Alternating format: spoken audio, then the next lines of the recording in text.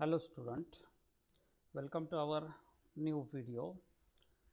In this video we are going to learn entropy change in isothermal expansion of an ideal gas. Second point is entropy change in reversible and irreversible process, and third point is entropy change in physical transformation. Now let us see the first point, that is entropy change in an isothermal expansion of an ideal gas. Now let us consider an ideal gas, that is n moles of an ideal gas, and that gas is allowed to expand isothermally and reversibly. Isothermal means temperature is a constant, reversible means multi-step process, small change in driving and opposing force. Now according to the first law of thermodynamics, we can say that delta U, that is change in internal energy, is equal to Q reversible plus W, that Q reversible is the amount of heat absorbed during the expansion isothermally, and W is a work done during that process. But the process is isothermal. When the temperature is the constant, then change in internal energy is 0, delta U is 0. Now put the value of delta U 0 in this equation, and where we get 0 is equal to Q reversible plus W, or Q reversible is equal to minus W. This is the equation number 1. Now this is isothermal reversible expansion. Now whenever there is isothermal reversible expansion, then there is a work done. That work done is given by means of W is equal to nRT ln V2 by V1, where V2 is the final volume and V1 is the initial volume. Now but this is a work done, which is expansion time of work done, in which work is done by system on surrounding, therefore it is negative, and we can write here minus W is equal to nRT ln V2 by V1. This is equation number 2, where N is the number of moles of gas which we considered at initially, R is the gas constant. Now T is the absolute temperature at which the process is carried out, V2 is the final volume, and V1 is the initial volume. Now put this equation 2 in equation 1 instead of minus W.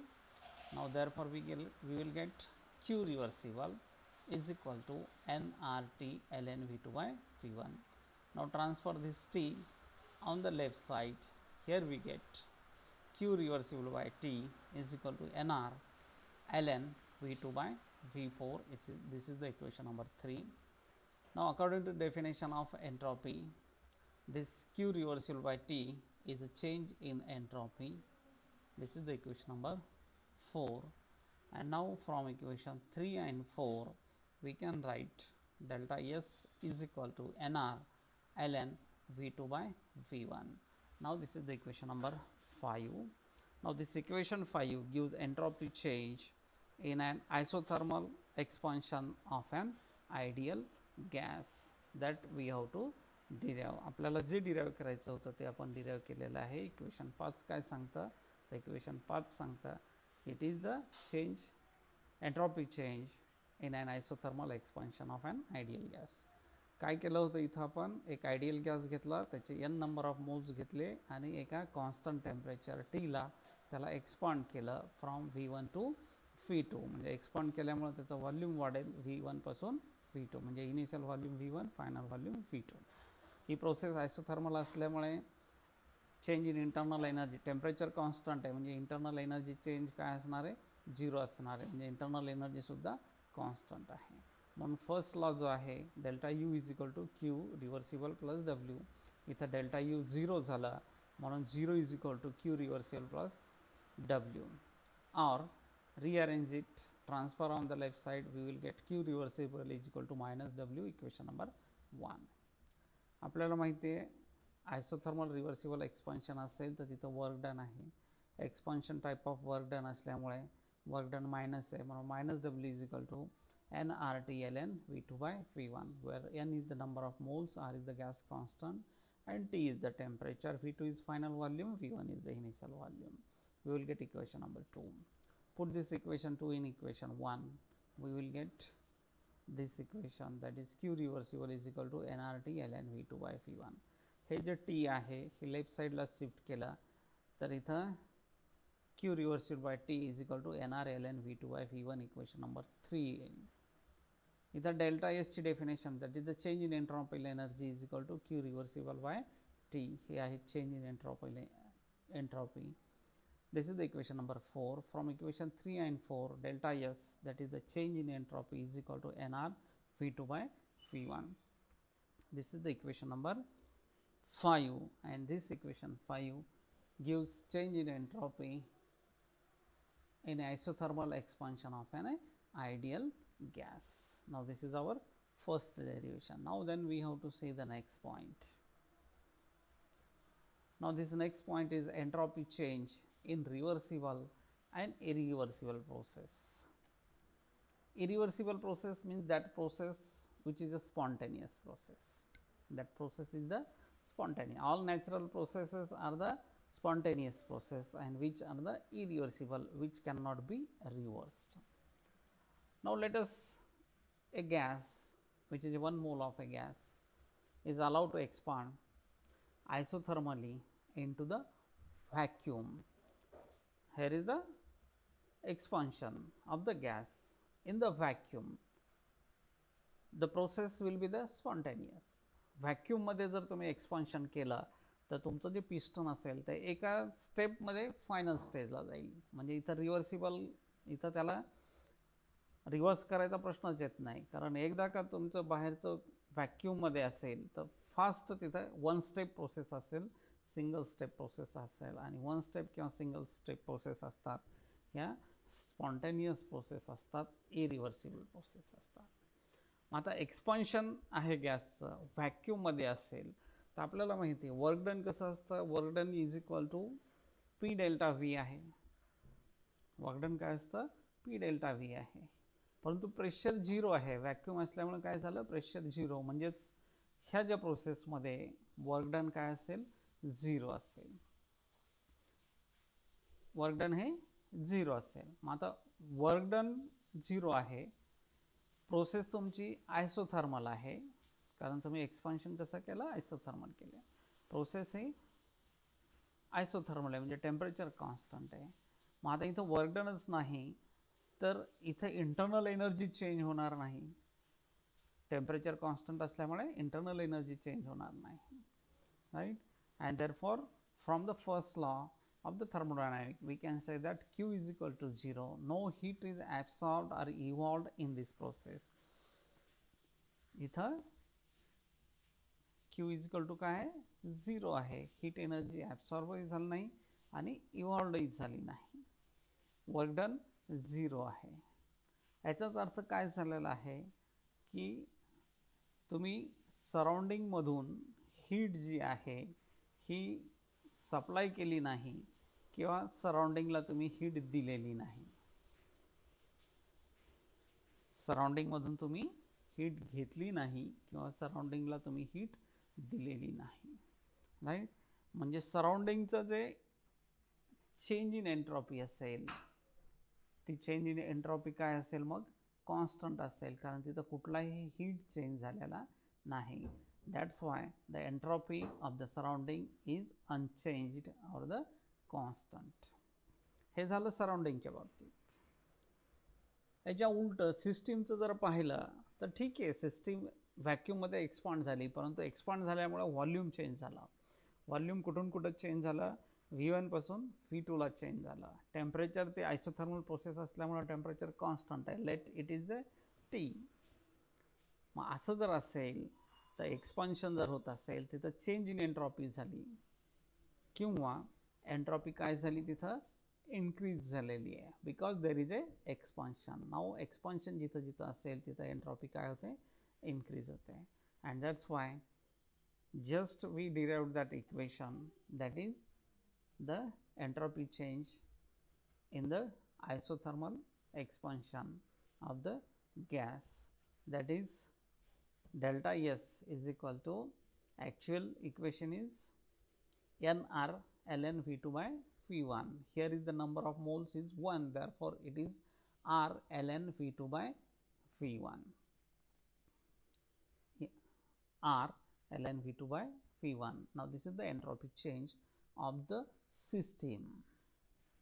आता पूर्ण प्रोसेसची जर पाहायची असेल तर we have to consider the entropy of system and entropy of the surrounding. If you add the change in entropy of system plus change in entropy of the surrounding, we will get the total change during the process. दोन्हीची जर बेरीज केली तर आपल्याला काय मिळेल, तिथं total change in the process येईल.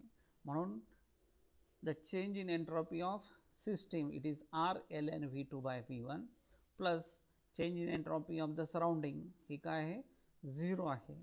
ही 0 का आली, आपण एक्सप्लेन केलं सुरुवातीला की इथं सराउंडिंग मधून हीटही घेतल्या जात नाही किंवा सराउंडिंगला हीटही दिल्या जात नाही, म्हणून तिथली एंट्रॉपी चेंज काय आहे, अनचेंज्ड आहे. अनचेंज्ड आहे म्हणजे change in entropy delta S is equal to 0.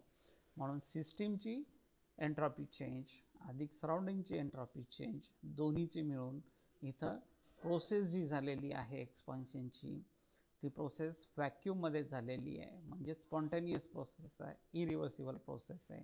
त्याची एंट्रॉपी इन्क्रीज झाली, ती आहे it is equal to R ln V2 by V1. Now this is the entropy of system plus surrounding when the process is the spontaneous process, irreversible process, then there is an increase in entropy and it is equal to R ln V2 by V1, right?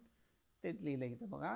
Thus in isothermal irreversible expansion of a gas, the entropy of system and its surrounding considered together shows increase in the entropy.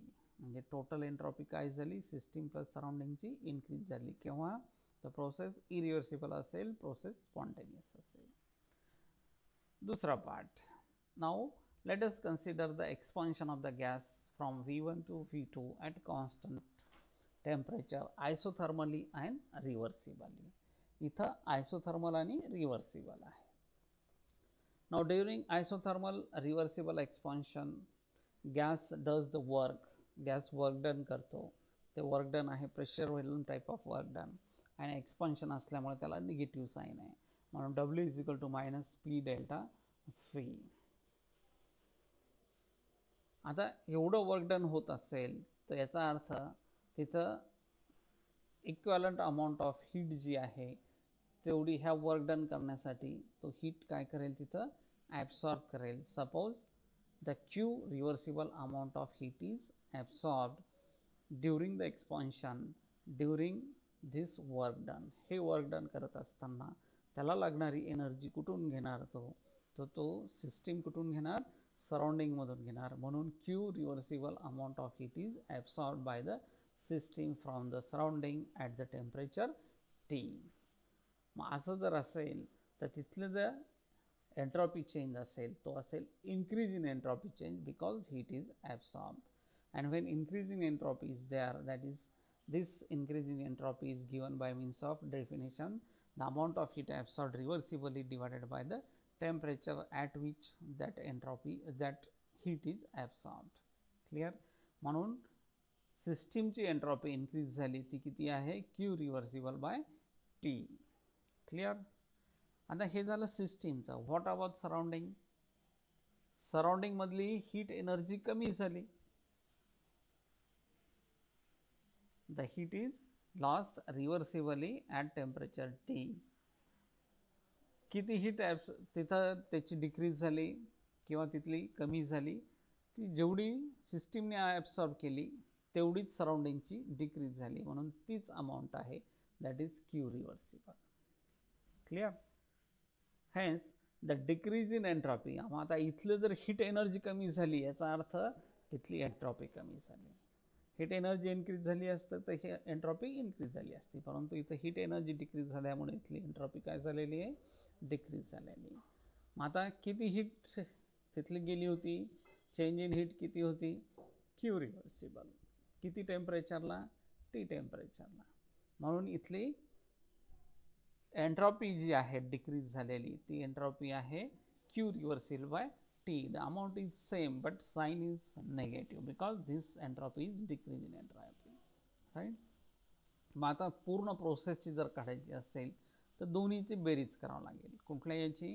The entropy change of system आणि entropy change of the surrounding. Right. Entropy change of the system is Q reversible by T. इथं decrease झाल्यामुळं minus sign येईल प्लसच्या ऐवजी. Q reversible by T. दोन्ही amount सारखे आहेत म्हणून तुमचा आन्सर असेल 0. That means in isothermal reversible expansion of gas, the entropy of system and surrounding taken together or considered together is 0. Considered together is 0. Right. Thus, in reversible process, entropy of system and surrounding taken together remains the constant. याचाच अर्थ reversible प्रोसेसमध्ये सिस्टीमची आणि सराउंडिंगची entropy जर घेतली तर ती काय असते? कॉन्स्टंट असते. Whereas in irreversible process, in spontaneous process, the entropy of system and surrounding taken together is increases. हेच आपण पुन्हा मॅथमॅटिकल फॉर्ममध्ये पाहिलेलं आहे. For irreversible process, that is for spontaneous process, change in entropy of system plus change in entropy of surrounding considered together is increasing, that is greater than 0. increasing आहे म्हणजे काय? ते greater than 0 आहे. Whereas in reversible process, the entropy change of system plus entropy of change of surrounding taken together or considered together is equal to 0. It remains unchanged. Now this is about the entropy change in reversible and irreversible process. आपण मागे जे एंट्रॉपीचे second law of थर्मोडायनामिक्सचे statement पाहिलेलं होतं त्याच्यामध्ये एक statement आपण असं लिहिलेलं होतं. काय लिहिलेलं होतं? शेवटचं स्टेटमेंट असेल ते. त्या स्टेटमेंटमध्ये असं लिहिलेलं होतं की the entropy of the universe is constant but its the energy of universe is constant but the entropy goes on increasing. असं स्टेटमेंट केलं होतं. का असेल? त्याचं उत्तर इथं आहे की इथं जेवढ्या नॅचरल प्रोसेस आहेत युनिवर्समध्ये घडणाऱ्या ह्या सगळ्या कशा असतात? ह्या स्पॉन्टेनियस प्रोसेस असतात. ह्या कशा असतात? स्पॉन्टेनियस प्रोसेस असतात. जेवढ्या नेचरमध्ये घडणाऱ्या घटना आहेत ह्या सगळ्या स्पॉन्टेनियस आहे. मग आता युनिवर्स जर आपण एक कन्सिडर केलं, सगळं युनिवर्स एक कन्सिडर केलं आणि मग त्याच्यामधला काही पार्ट हा सिस्टीम असेल आणि काही पार्ट हा सराउंडिंग असेल आणि प्रोसेस तुमची इरिव्हर्सिबल आहे, स्पॉन्टेनियस आहे, तर त्याची एंट्रॉपी काय असते? ऑलवेज ग्रेटर दॅन 0 असते. म्हणजेच काय असतं? तर इन्क्रीजिंग असते.